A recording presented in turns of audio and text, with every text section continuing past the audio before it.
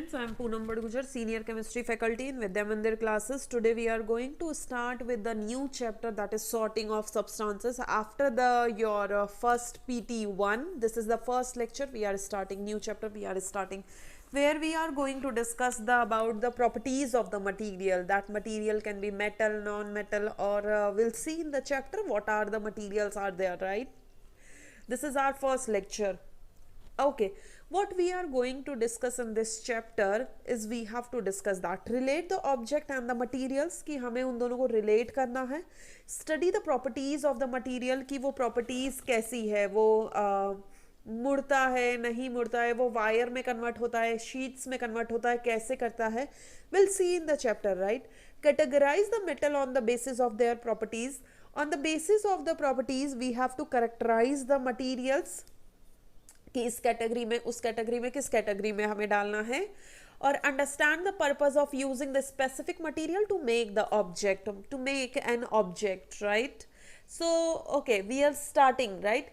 तो बेटा सबसे पहले आपके पास यहाँ पे जब चैप्टर शुरू भी नहीं हुआ है तो सबसे पहले आपके पास तो पिक्चर आ चुकी है एक मॉल की पिक्चर आ चुकी है, जहाँ पे आप देख पा रहे हो कि अब देखो ये चैप्टर में बेसिकली हमें कुछ करना नहीं है, अपनी डेली लाइफ में जो जो चीज़ें हैं ना हमें बस उसी के साथ में चीज़ें देखनी है.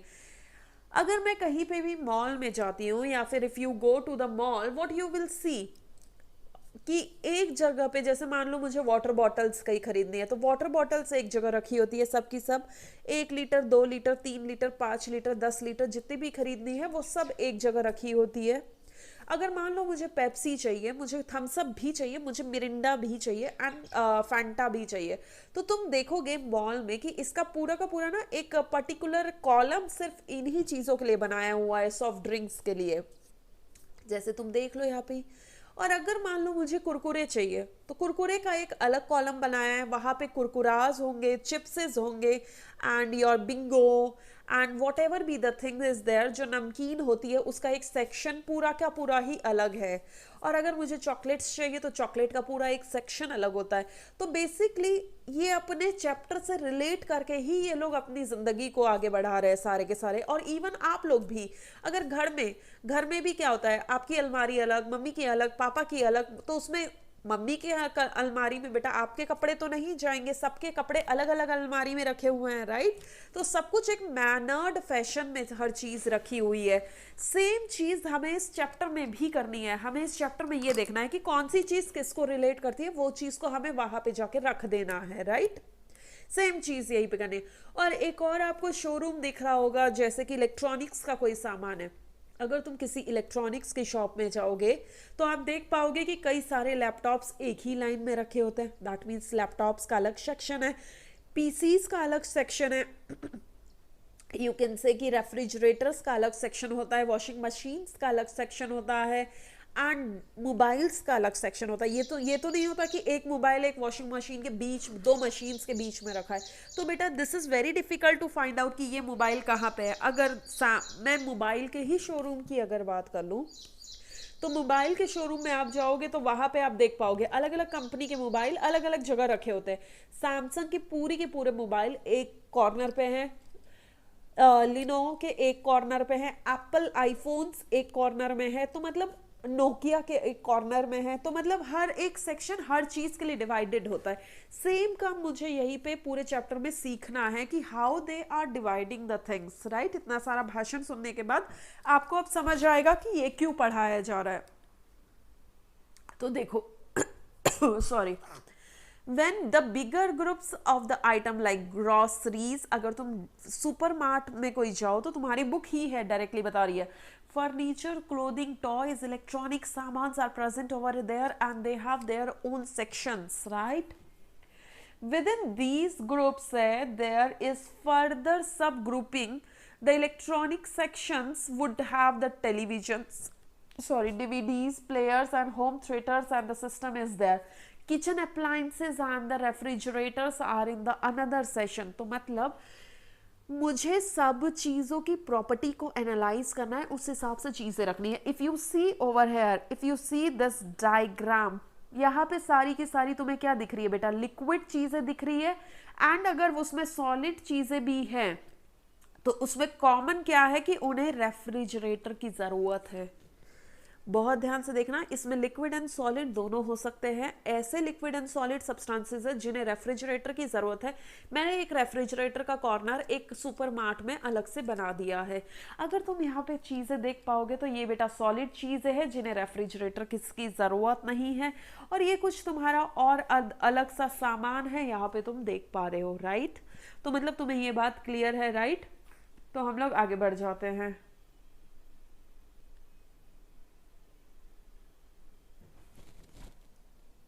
अब थोड़ा आगे भी देखते हैं कि ये चैप्टर में है क्या। तो ये चैप्टर में है क्या, तो हम लोग आगे बढ़ते हैं। ग्रुपिंग ऑफ द, अब देखो why we are doing the grouping. हम लोग ऐसे ग्रुपिंग कर क्यों रहे हैं कि मैंने फ्रिज में रखने वाली चीज़ों को एक जगह कर दिया है और ड्राइड चीज़ों को विच डू नॉट नीड रेफ्रिजरेटर उन्हें अलग कर दिया है, या फिर मैं कहूँ कि इलेक्ट्रॉनिक्स के सामान में मैंने लैपटॉप्स अलग कर दिए। ये सब चीज़ें कि मैं ग्रुपिंग क्यों कर रही हूँ। सिंपल सवाल तुम्हारे मन में यह आना चाहिए, तो मैं ग्रुपिंग क्यों कर रही हूँ, why, because it will make the things easy. ये सारी चीज़ें तुम्हें ईजी बनाती है। अगर मान लो मुझे कहीं पे लैपटॉप अगर सर्च करना है तो मैं फटाफट से जाऊंगी लैपटॉप में। अब लैपटॉप में भी आपको किस कंपनी का लैपटॉप चाहिए उसका सेक्शन अलग होगा, तो मुझे ढूंढने में आसानी होगी। तो why we are doing the grouping, तो ग्रुपिंग करने का देखो, तो ग्रुपिंग करने का जो मोटो है, मेन जो मोटो है, मोटो मतलब सिद्धांत, मोटो क्या है बेटा, to make the life easy. तो मतलब मैं अपनी इजीनेस के लिए ग्रुपिंग को कर रही हूँ, to make the life easy, so that कि मुझे ढूंढना ना ज़्यादा पड़े। तो मैं सारी चीज़ों को सॉर्ट आउट करके रख रही हूँ। इवन घर में भी तुम्हारी स्टेशनरी अलग रखी होती है, तुम्हारे कपड़े अलग रखे होते हैं, मम्मी के कपड़े अलग है, पापा के कपड़े अलग है, बेडशीट्स अलग है। ये तो नहीं कि सारी की सारी चीज़ें एक ही बार में मैशअप करके रखी हुई है, ऐसा तो नहीं होता। वाई हम लोग ऐसा करते हैं, क्योंकि we want our life should be easy. अगर मुझे बेडशीट ढूंढना है तो मैं बेडशीट वाले कॉर्नर में जाऊंगी ना, मैं कपड़ों वाले कॉर्नर्स में क्यों जाऊंगी, राइट। ओके, और आगे बढ़ते हैं। तो सबसे पहले बात है, grouping is helpful for understanding using objects and using objects. ये मुझे बहुत अच्छे से अंडरस्टैंडिंग देता है, ये मुझे लाइफ इजी बनाता है, मुझे कई चीज़ें ढूंढनी नहीं पड़ेगी, मेरी लाइफ इजी है अब, right. Now, the things that can be grouped on the basis of the material are made up of the purpose for which they are used, their size, depending upon their size, shapes and uses, सबको अलग अलग रखा गया है। Sorting refers to the grouping of the things according to their type. Sorting का मतलब क्या है बेटा, sort करने का मतलब क्या है, sorting क्या है बेटा, grouping the things।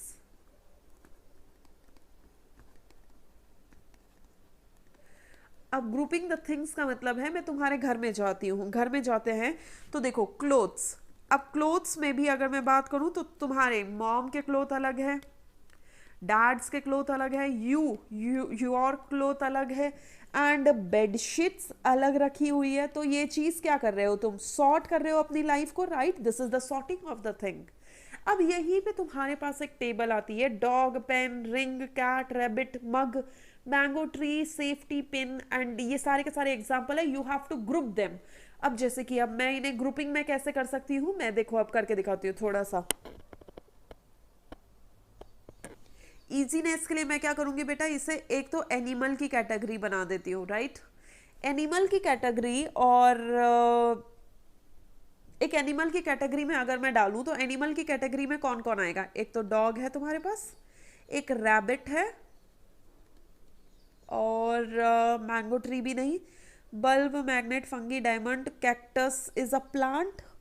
तो मेरे को एक प्लांट की भी कैटेगरी बनानी पड़ेगी जिसमें प्लांट्स आएंगे, या फिर तुम कह दो प्लांट में ही मैं ट्री डाल देती हूँ, राइट।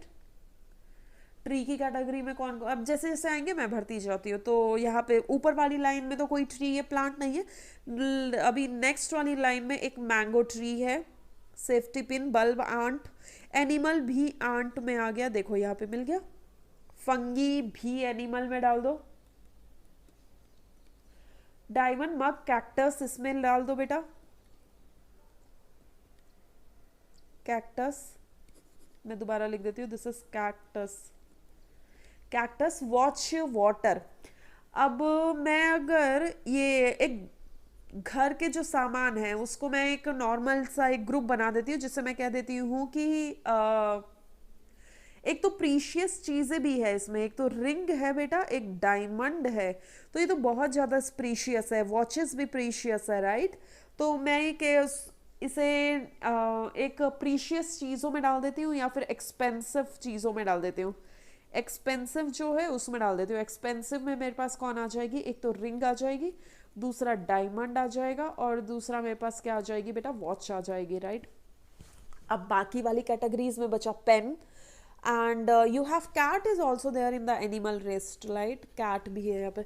तो you have left with now pen, you are left with the mug, ये घर की चीजें हैं, bulb, safety pin and mud and water is there. तो इन सबको एक कैटेगरी में डाल दो, वाटर भी हटा दो इससे, वाटर को भी एक नेचुरल की कैटेगरी में डाल दो, नेचुरल डाल दो। और ये सारी की सारी चीजें देखो, रिंग, ये pen, safety pin, mud, bulb, ये सारे के सारे क्या है बेटा, इन्हें ये लोग नेचुरल नहीं है, तो इसे मैन मेड में डाल दो,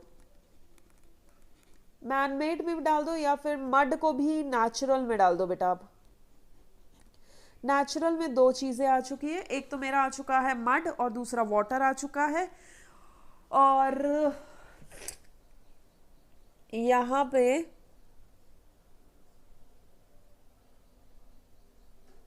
ओके, और अगर मैं इसे और अच्छे से डिवाइड करना चाहूँ तो और अच्छे से मैं इसे कैसे डिवाइड कर सकती हूँ, वो मैं आपको बताती हूँ। देखो, मैं I just rubbing the board over this red portion में रब कर रही हूँ बेटा। ये तो आपने सोच लिया कि ये सारी चीजें हैं। अब इसे सिर्फ अगर मुझे दो कैटेगरीज में डिवाइड करना होता, ये तो मैंने बहुत सारी कैटेगरीज आपको दे दी है ना, तो बहुत सारी कैटेगरीज ना डिवाइड करके मैं इसे दो कैटेगरीज में सिर्फ डिवाइड करके दिखाती हूँ। देखो, इसे बेटा मैं दो कैटेगरीज में कैसे डिवाइड करती हूँ, एक तो लिविंग, दूसरा है इसमें नॉन लिविंग। दो कैटेगरीज में डिवाइड हो गया। You can just pause the video and ये सब आप लोग पहले लिख लेना, उसके बाद बेटा ये इरेज मैं कर दे रही हूँ सारा, क्योंकि I need the board.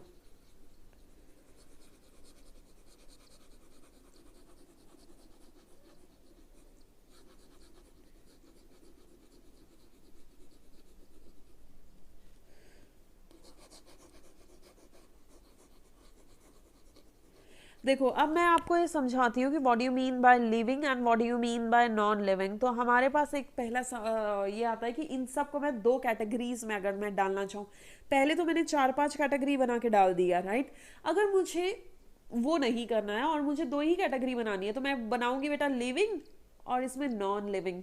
Living का मतलब होता है विच हैव लाइफ, जो कि ब्रीद कर सकते हैं, which have life. Non living का मतलब which are dead, you can say dead का मतलब है कि वो लोग ब्रीथ नहीं कर सकते हैं, राइट। मतलब वो ऑक्सीजन इनहेल एक्सहेल या फिर CO2 एक्सहेल इनहेल नहीं कर सकते, दे आर नॉन लिविंग। अब लिविंग मतलब which have life which can breathe. तो इसमें एग्जांपल देखो, क्या डॉग ब्रीथ करते हैं, यस ब्रीथ करते हैं। क्या क्या पेन ब्रीथ करता है, नो। तो पेन किस में आ जाएगा बेटा, नॉन लिविंग में। रिंग, नो, तो रिंग भी किस में आ जाएगी बेटा, नॉन लिविंग में। Now cat, yes cat will be in the living.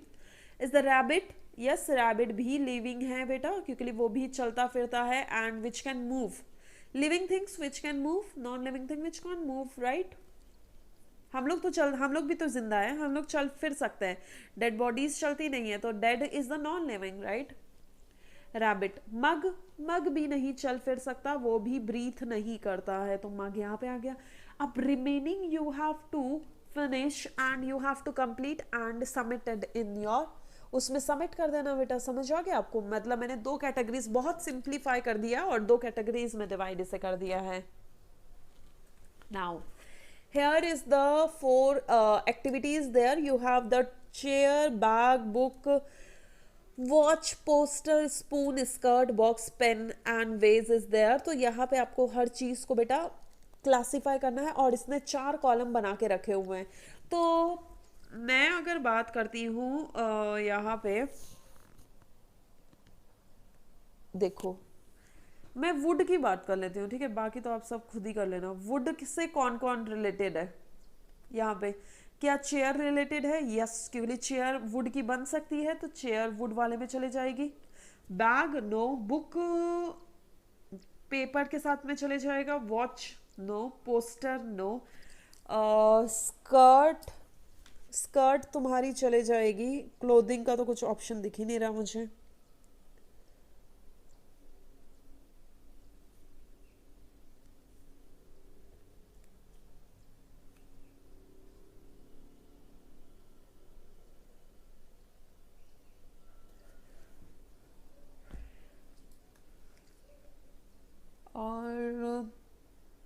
और तो मुझे कुछ दिख नहीं रहा है। अब बॉक्स भी तुम मेटल में डाल सकते हो, बॉक्स मेटल का भी हो सकता है। एंड पेपर के साथ में मैं बुक्स भी डाल सकती हूँ बेटा। बुक है तुम्हारे पास एंड पेन है तुम्हारे पास।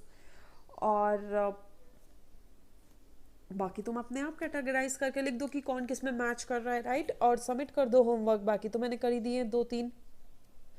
Now properties of the metal की मटेरियल की बात करते हैं। यहाँ पे देखो प्रॉपर्टीज ऑफ द मटेरियल में अगर मैं बात करूं बेटा, तो सबसे पहली बात अपीयरेंस पे मैं अभी तक मैंने लिविंग और नॉन लिविंग में डिस्ट्रीब्यूट कर दिया। लिविंग तो वो थे जो कि life which have life which can travel और which can move. Non living वो थे जो कि ब्रीथ नहीं करते, सांस नहीं लेते और वो मूव भी नहीं कर सकते हैं, राइट? अब अपीयरेंस के बेसिस पे मैं कैसे किसी को क्लासिफाई कर सकती हूँ? या तो वो चीज़ शाइनी हो सकती है बेटा, या वो चीज़ डल हो सकती है। शाइनी का मतलब है चमकदार टाइप और डल का मतलब है एकदम मरा हुआ टाइप्स, मतलब डल, लो, ठीक है? तो ऑब्जेक्ट्स कैन हैव डल और शाइनी अपीयरेंस, ये दोनों हो सकता है। अब देखो शाइनी के रूप में अगर मैं कहूँ कि तुम शाइनी के रूप में तुम क्या जानते हो, वीडियो को पॉज करना एंड थिंक कि मेरे आसपास बेटा शाइनी चीजें क्या है, राइट? तुम वीडियो को अगर पॉज करोगे तो तुम देखोगे कि तुम्हारे आसपास में शाइनी चीजें क्या है। तो तुम्हें दिखाई देगा कि तुम लोगों ने अगर गर्ल्स है तो ईयररिंग्स, उन्होंने गोल्ड की ईयररिंग्स पहन रखी होगी, या फिर गोल्ड की चेन पहन रखी होगी। चेन कह सकते हो, ईयररिंग्स कह सकते हो, और या फिर नोज रिंग, जो भी गोल्ड का सामान होगा, या फिर तुम कहोगे कि पायल हो गई, या फिर कोई मेटल हो गया विच हैव पॉलिश्ड, वो शाइनी है। डल का मतलब तुम्हारे पास क्या आ जाएगा कि जो चीजें डल है, जैसे मान लो तुम्हारे मैं इरेजर की बात कर लूँ यहाँ पे बेटा, तुम्हारे पास एग्जांपल है इरेजर। इरेजर अगर तुम कई बार उसे मिटाते रहते हो कोई भी चीज़ उससे, तो उसके बाद तुम्हारे पास दिखता है कि वो इरेजर क्या हो चुका है, डल टाइप हो चुका है, वो डल हो गया। तो मतलब शाइनी का मतलब वो चमक सकता है, चमकदार है। डल का मतलब वो चमकदार नहीं है, राइट? मैं थोड़ा सा तुम्हारे बुक से अभी पढ़ा देती हूँ। A gold chain and a silver coin, silver coins appear shiny.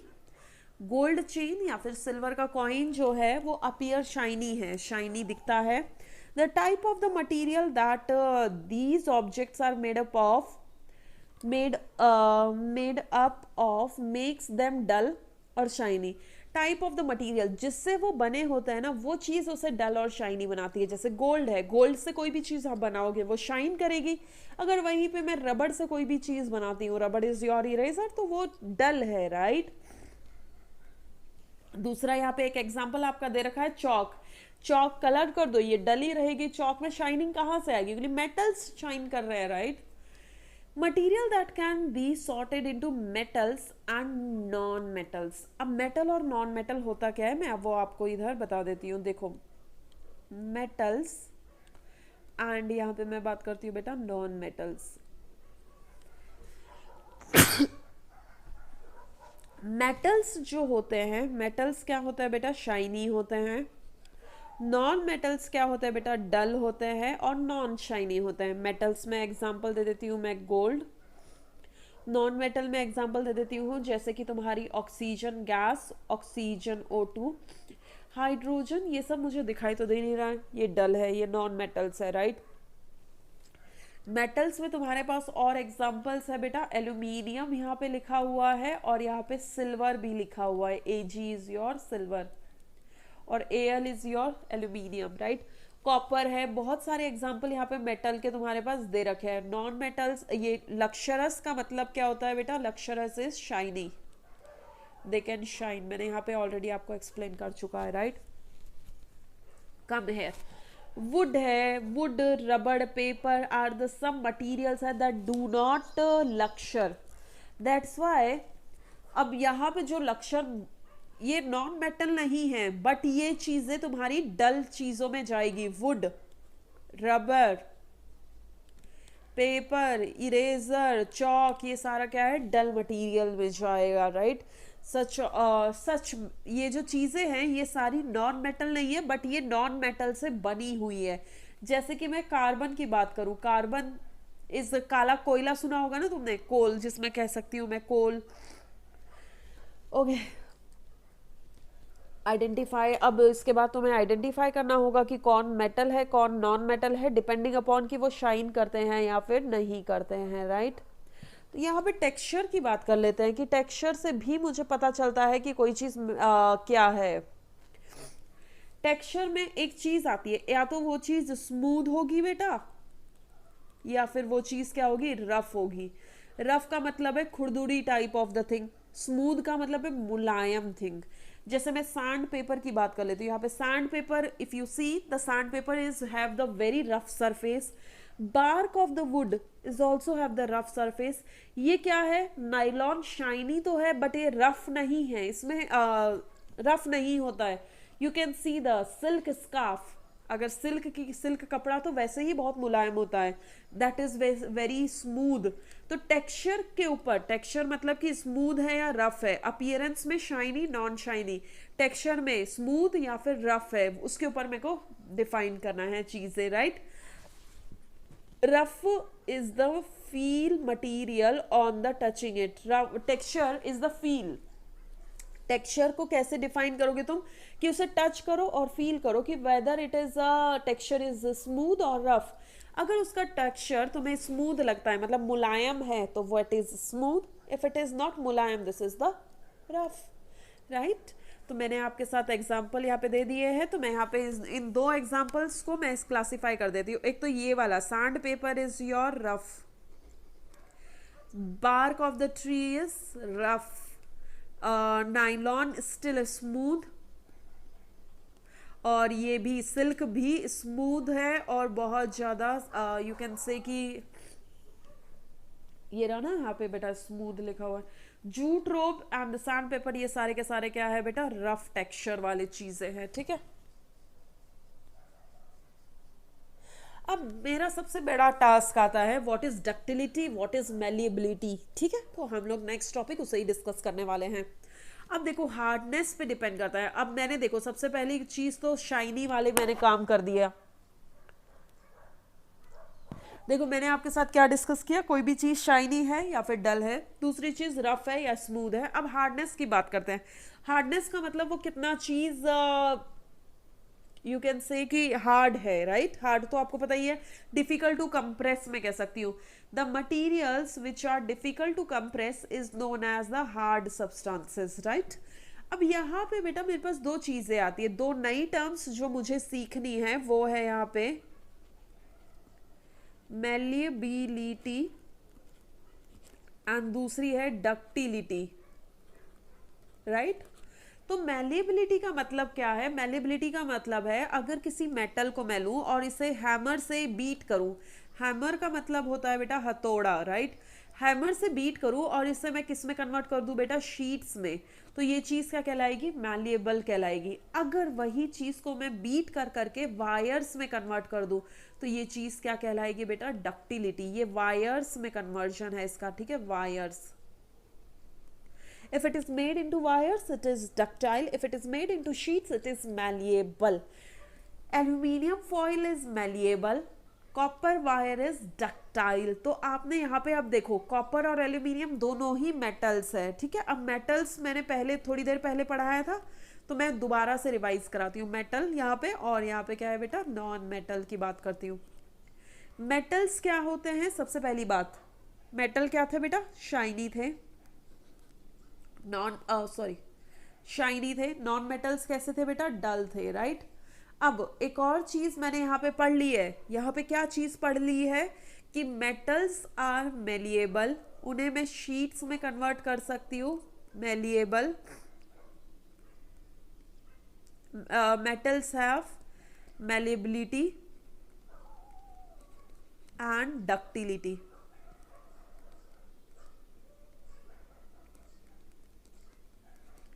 But non metals are not malleable, non metals are not ductile. तो इसका ए ये हो गया, इसका बी ये हो गया। ए डल होता है और बी में मैलिएबल भी नहीं है और डक्टाइल भी नहीं है, तो मैंने क्रॉस लगा दिया यहाँ पे। समझ आया? अब मेरे को देखो मेटल और नॉन मेटल में दो डिफरेंसेस पता चल चुके हैं। Metals are shiny, non metals are dull. Metals can be malleable and ductile, non metals do not. समझ आया? बहुत ध्यान से देखना। अब एक चीज बताती हूँ, मेलिएबल का मतलब है शीट में कन्वर्ट करना, और जो प्रॉपर्टी है, property of the metal, it is known as the malleability. If you put the hammer, if you beat the metal by the hammer, it is made into sheets. That material is malleable.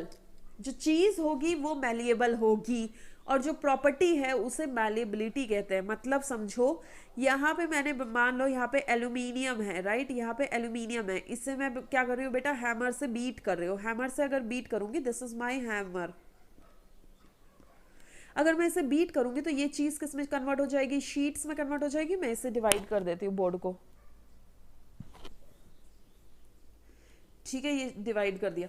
ये चीज किस में convert हो जाएगी, sheet में। तो ये चीज जो है, जो पर्टिकुलर जिसको तुम बीट कर रहे हो ना, उस सब्सटेंस को कहेंगे बेटा malleable. And property of the converting this to this is known as the malleability.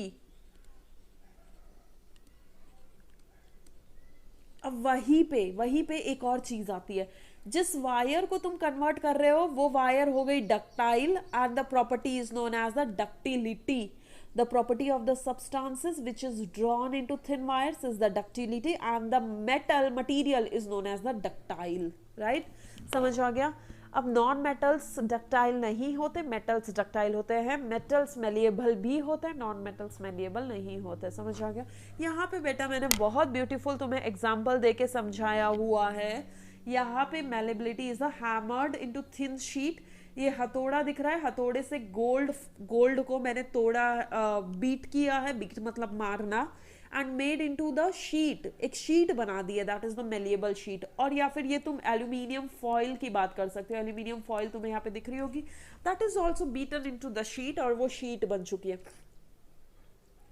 Ductility में अगर मैं बात करती हूँ, मेटल्स मेड इनटू वायर्स, तो वायर्स जो तुम्हारे घरों में लगे होते हैं, तुम लोगों ने देखे भी होंगे वायर्स। अब तुम फोन ले रहे हो, फोन को चार्ज करने के लिए भी तुम्हें वायर की जरूरत है। वो वायर किससे बनी है, मेटल से बनी है। कौन सी प्रॉपर्टी यूज करके बनी है, डक्टिलिटी की प्रॉपर्टी यूज करके बनी है, राइट? जिस प्लेट में तुम खाते हो, मेटल्स को, मेटल एक पत्थर की तरह है, उसे बीट करके प्लेट्स बनाई गई है, राइट? तो मैलिएबिलिटी वहां पे यूज हो रही है। देखो अपने डेली लाइफ से रिलेटेड है बेटा, वायर्स, मेरी इलेक्ट्रिसिटी वाले हर काम में ये वायर्स यूज होती है, राइट? फोन चार्ज करने से ले तक एवरीथिंग। यहाँ पे मैंने तुम्हें थोड़े से और एग्जांपल कॉपर के दिए हैं। ये देखो कॉपर की वायर्स, ये copper, if you see over here, तो ये देखो वायर्स इसकी कॉपर के, मैंने तुम्हारे साथ ज्वेलरी दिखाई हुई है, कॉपर की ये ज्वेलरी है, ये है, और यूटेंसिल्स मैंने आपको दिखाए हुए हैं। तो अगर तुम इसमें देखोगे तो इसमें डक्टिलिटी की प्रॉपर्टी यूज हो रही है, इसमें मैलिएबिलिटी एंड डक्टिलिटी दोनों हैं, और इसमें बेटा मैं कह सकती हूँ मैलिएबिलिटी की प्रॉपर्टी है, क्योंकि इन्हें शीट की फॉर्म में बनाया गया है, राइट? अब मैलिएबिलिटी एंड डक्टिलिटी को छोड़ के एक और चीज हमें सीखने की यहाँ पे जरूरत है, which is known as a brittle. Brittle का मतलब है जो कि टूट जाए। जैसे आपने कभी कांच की बोतल को फोड़ा होगा, कांच की बोतल उठाओ और रोड पे फेंक दो। रोड पे मत फेंकना, सेफ्टी वाली जगह पे फेंकना, सो दैट कि किसी को हार्म ना हो। तो what will happen, that कांच की bottle will break down into pieces, that is known as the brittle। brittle का मतलब टूटना, और टूटना पीसेस में टूट जाना, राइट? पीसेस में टूट जाना। जैसे कि तुम्हारे पास है, मैं यहाँ पे certain other substances which simply break into shatter and shatter। वो ब्रेक हो जाते हैं एंड उसके बाद इधर उधर स्कैटर्ड हो जाते हैं into pieces is by on beating with the hit with some object.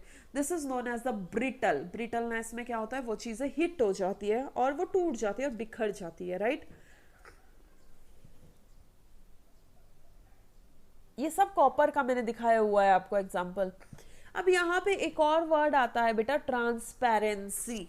देखो तीन चीजें आएंगी, मैं तीनों चीजों को यहाँ पे एक बार लिख के बता देती हूँ. एक आएगा बेटा तुम्हारे पास ट्रांसपेरेंट, एक आएगा तुम्हारे पास ट्रांसलूसेंट, एक बेटा आपके पास आएगा opaque, right. Transparent, translucent and opaque. Transparent का मतलब है you can see from one side to another side, it is visible, right. Visible होता है, थोड़ा बहुत, पूरा ही विजिबल होता है. जैसे कि मैंने यहाँ पे तुम्हारा चश्मा दिखाया हुआ है. अगर किसी को चश्मा लगा हो, अगर चश्मे में बेटा अगर विजिबिलिटी ना हो तो मैं आगे वाली चीजें देख नहीं पाऊंगी, राइट. तो ट्रांसपेरेंट का मतलब है which allow light falling on them and pass through them are known as the transparent. मतलब जिसमें विजिबल है, जैसे कि यह पिगी है, ये मनी वाला पिगी है, अगर इसमें जितने भी पैसे आप कलेक्ट करोगे सब दिखाई देगा, that is the piggy. Piggy क्या कर रहा है, ट्रांसपेरेंट है, जब भी मुझे कॉइन्स अंदर के दिखाई दे रहे हैं. यहाँ पे एक बॉटल आपके बुक में दे रखी है, ये बॉटल के अंदर में जो भी चीजें रखूंगी सब विजिबल है. और ये दो एग्जाम्पल मैंने ऑलरेडी आपको ट्रांसपेरेंट के लिए दिखाए हुए हैं. ट्रांसपेरेंट क्या है, which allow light to pass through them, which allow all light falling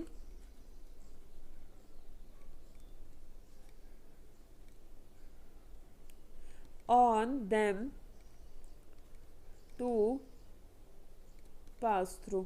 मतलब जितनी भी लाइट इसके ऊपर आती है वो इधर से अगर लाइट आ रही है ना, इधर से ऊपर से, तो वो पीछे भी पास हो जाएगी. That is the transparency. देखो ना यहाँ पे ट्रांसपेरेंसी का मतलब ये कि मैं अंदर वाली चीजें सारी देख पा रही हूँ बेटा पिगी में, राइट.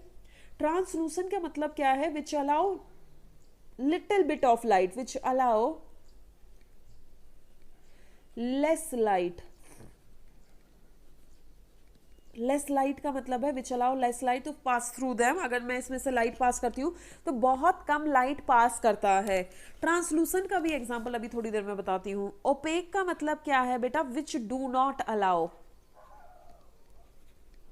विच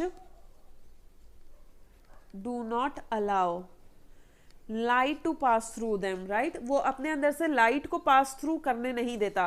प्लीज ऑडियो पे ध्यान देना, मैं जो लाइनें खींच रही हूँ मैं ऑडियो में कंप्लीट कर दे रही हूँ, राइट. तो which do not allow light to pass through them when it is falling on them, it is not allow the light to pass through them. जैसे कि मैं बात करती हूँ ओपेक का बहुत बेस्ट एग्जांपल तो तुम रोज देखते हो. जैसे कि जब तुम रात को सोते हो बेटा, एक दरवाजा बंद करके सोते हो, मेन डोर, तो मेन डोर से जो भी आदमी यहाँ पे बाहर की तरफ खड़ा होगा वो अंदर तो देख नहीं पाएगा. Door is opaque, right. वो चीज ओपेक है. ट्रांसपेरेंट पूरा समझ आ गया. यहाँ पे हम लोग ट्रांसलूसेंट के पास चलते हैं. ट्रांसलूसेंट एंड ओपेक के पास चलते हैं. तो ट्रांसलूसेंट एंड ओपेक के पास चलोगे तो यहाँ पे ट्रांसलूसेंट का मतलब क्या है, which allow very little light. जैसे कि आइस है, आइस में बहुत कम मुझे आर पार दिखता है. ये देखो यहाँ पे मैंने बेस्ट एग्जाम्पल, तुम्हारी बुक में नहीं है बट मैंने दिखा रखा है यहाँ पे. ट्रांसपेरेंट का मतलब क्या है, ये रहा देखो यहाँ पे ये ग्लास लगा हुआ है, ग्लास के उस तरफ में चेयर रखी हुई है, तो ये वाला एरिया इज ट्रांसपेरेंट, जिससे मुझे दिख रहा है कि उधर चेयर है. ट्रांसलूसेंट में थोड़ा थोड़ा पता चल रहा है कि वहां चेयर है, बट यहाँ पे धुंधला दिख रहा है. दोनों में फर्क समझो. ट्रांसपेरेंट एग्जैक्टली दिख रहा है क्या है, यहाँ पे मुझे फेड दिख रहा है, फेडेड विजिबल, फेडेड विजिबल मतलब धुंधला धुंधला मुझे विजिबल है. This is translucent, right. अब ओपेक की बात करते हैं. ट्रांसपेरेंट में देखो मुझे दिख रहा है कि पीछे वो लड़का खड़ा है. ओपेक में देखो इसकी एक लेग मुझे दिखाई नहीं दे रही है, यहाँ पे लेग, बट यहाँ पे देखो इसकी लेग दिखाई दे रही है, राइट. दिख रहे हो, ट्रांसपेरेंट में सब कुछ दिख रहा है, ओपेक में कुछ नहीं दिखेगा. इसका बेस्ट एग्जांपल क्या है बेटा, तुम्हारा गेट. मैंने अभी थोड़ी देर पहले कहा कि जो मेन गेट तुम बंद करते हो उसमें दिखाई नहीं देता, या फिर तुम कहो कि तुम्हारी बुक इज द ओपेक, जिसमें मुझे ये नहीं दिखाई देता कि बुक के इस तरफ कौन है उस तरफ कौन है। बुक्स भी ओपेक है बेटा। ओपेक क्या है? Which do not allow any light to pass through them, right? Acknowledge this, this is known as the opaque. अब तुम्हें ये चीज बतानी है, name one of that malleable. आपको मेलिएबल बताना है। अब मेलिएबल में मैं गोल्ड लिख सकती हूँ। एक और एग्जाम्पल आपको यहाँ पे देना ही देना है। ट्रांसपेरेंट में मैं ग्लास लिख सकती हूँ, तो आपको एक और एग्जाम्पल देना है सॉफ्ट। अब सॉफ्ट कौन सी चीजें होती है बेटा? मैं कॉटन दे सकती हूँ। सब्सटेंस ही तो बताना है। एक और सॉफ्ट चीज आप मुझे बताओगे। स्मूथ, स्मूथ में मैं सिल्क का दुपट्टा बता देती हूँ, तो बाकी आप एक और बताओगे। लक्शरस का मतलब है विच इज शाइनी। अब मैं शाइनी में यहाँ पे अगेन मैं गोल्ड बता देती हूँ, तो एक और आपको बताना है मुझे। If you know more than one example you can write and submit your homework before my next lecture, right? Make sure कि तुम्हारा, if the lecture is tomorrow you have to submit it by tomorrow. यहाँ पे देखो transparent, translucent और OPEC को मैंने बहुत beautifully ये डायग्रामेटिकली दिखा रखा है। पीछे बेटा एक चेक की शीट बनी हुई है। इस ट्रांसपेरेंट में पूरा दिख रहा है कि वो क्या है।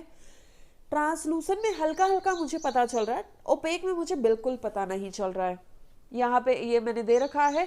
Thank you so much guys. You have to submit your homework before my next class, right?